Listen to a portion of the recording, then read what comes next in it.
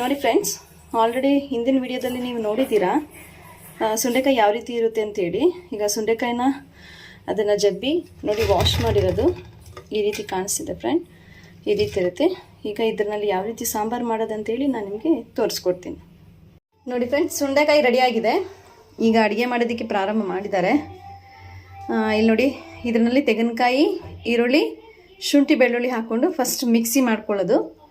Mixie ಮಾಡಾದಮೇಲೆ ಅದಕ್ಕೆ ಸಾಂಬಾರು ಪುಡಿ ಮಾಡಿಟ್ಟಿದ್ದಾರೆ ಮನೆಯಲ್ಲಿ, ಅದನ್ನು ಸ್ವಲ್ಪ ಹಾಕೋದು. ನೋಡಿ ಫ್ರೆಂಡ್ಸ್, ಆಗಲೇ ತೆಂಗಿನಕಾಯಿ, ಈರುಳ್ಳಿ ಮತ್ತು ಶುಂಠಿ ಬೆಳ್ಳುಳ್ಳಿ ಹಾಕಿದ್ರು. ಒಂದು ಸಲ ರುಬ್ಕೊಂಡು ಆಮೇಲಿಂದ ಮಸಾಲೆ ಪುಡಿ, ಸಾಂಬಾರು ಪುಡಿ ಹಾಕಿ ಟೊಮೆಟೊ ಹಾಕಿ ರುಬ್ಕೊಂಡಿದ್ದಾರೆ. ಮತ್ತು ಸಾಂಬಾರು ಮಾಡೋದು ಹೇಗಂತ ನೋಡೋಣ ಬನ್ನಿ. ಇಲ್ಲಿ ನೋಡಿ ಫ್ರೆಂಡ್ಸ್, ಸಾಂಬಾರು ಮಾಡೋದಕ್ಕೆ ರೆಡಿ ಮಾಡ್ತಾ ಇದ್ದಾರೆ.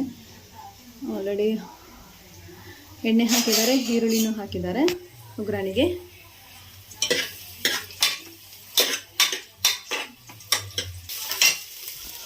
ನೋಡಿ ಫ್ರೆಂಡ್, ಫಸ್ಟು ಒಗ್ಗರಣೆಗೆ ಈರುಳ್ಳಿ ಹಾಕಿ ಅದನ್ನು ಒಗ್ಗರಣೆ ಮಾಡ್ಕೊಳ್ತಾ ಫಸ್ಟ್ ಕಾಳು ಹಾಕೋತಿದ್ದಾರೆ. ಮೊಳಕೆ ಬಸಿದ್ದಾರೆ ಇದು ಕಾಳನ್ನ, ಆ ಕಾಳು ಹಾಕೋತಿದ್ದಾರೆ. ಇನ್ನೇನೇನು ಆ್ಯಡ್ ಮಾಡ್ತಾರೆ ಅಂತ ನಾವು ನೋಡೋಣ.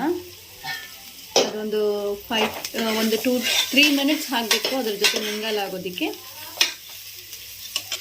ನೋಡಿ ಫ್ರೆಂಡ್ಸ್, ಇದಕ್ಕೆ ಮಸಾಲೆ ರುಬ್ಬಿಟ್ಕೊಂಡಿದ್ರಲ್ಲ ಅದ್ರ ಜೊತೆ ಸೇರಿಸ್ಕೊತಾ ಇದ್ದಾರೆ.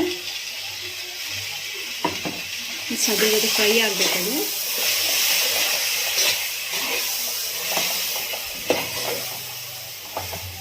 ಈ ಸುಂಡೆಕಾಯಿ ಸಾಂಬಾರು ಮಾಡುವಾಗ ಯಾವ ರೀತಿನೆಲ್ಲ ಮಾಡ್ಬೋದು ಅಂತೇಳಿ ತಿಳ್ಕೊಳ್ಳಿ. ಇದೊಂದು ವಿಧದಲ್ಲಿ ಮಾಡ್ಬೋದು.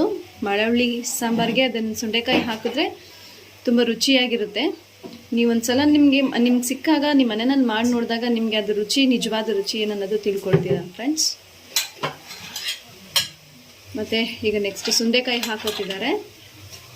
ನೋಡಿ ಫ್ರೆಂಡ್ಸ್,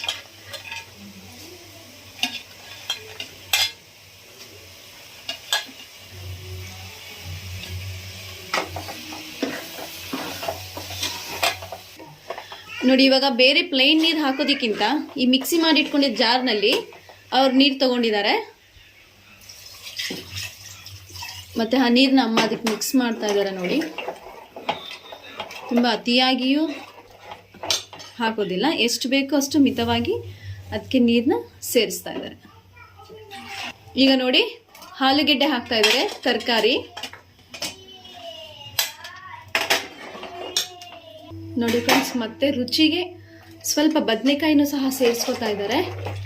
ಈ ಸಾಂಬಾರನ್ನ ನೀವು ಬೇಕಾದರೆ ಕುಕ್ಕರ್ನಲ್ಲೂ ಮಾಡ್ಬೋದು ಮತ್ತು ಪಾತ್ರೆನಲ್ಲೂ ಮಾಡ್ಬೋದು.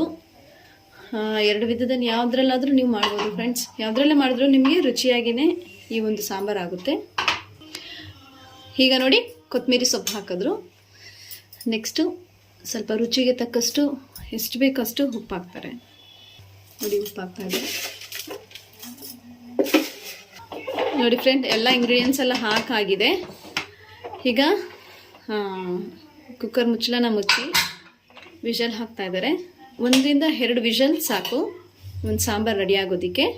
ಅದು ರೆಡಿ ಆದಮೇಲೆ ಯಾವ ರೀತಿ ಇರುತ್ತೆ ಅಂತೇಳಿ ನಾನು ನಿಮಗೆ ತೋರಿಸ್ಕೊಡ್ತೀನಿ ಫ್ರೆಂಡ್ಸ್. ನೋಡಿ ಫ್ರೆಂಡ್ಸ್, ಸುಂಡೆಕಾಯಿ ಹಾಕಿ ಮಳವಳ್ಳಿ ಎಲ್ಲನೂ ಹಾಕಿ ಮಾಡಿರೋ ಸಾಂಬಾರು ರೆಡಿಯಾಗಿದೆ ಫ್ರೆಂಡ್ಸ್. ಒಂದ್ಸಲ ನೀವು ಮನೆಯಲ್ಲಿ ಮಾಡಿ ಎಷ್ಟು ರುಚಿ ಇದೆ ಅನ್ನೋದನ್ನ ತಿಳ್ಕೊಳ್ಳಿ ಫ್ರೆಂಡ್ಸ್. Thank you friends.